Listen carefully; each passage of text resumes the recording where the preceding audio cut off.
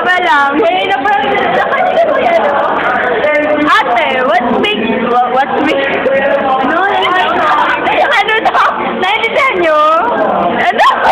Wala na, hindi ko na alam sasabihin. O sige, magsabi ka na lang kung ano gusto mo sabihin. Ikaw, Peter. Ako hindi. Ako. Sana naman to. Halika, ikot tayo. Ayoko. Hi, Justin. Ano gusto mo sabihin? Pansinin mo yan. Huwag ka masyado magpakadalubasa dyan. Tak na ako sa yung sawa. Isit ka mo yung ano. Hi, friend. Kamusta love life natin, ha? Ay.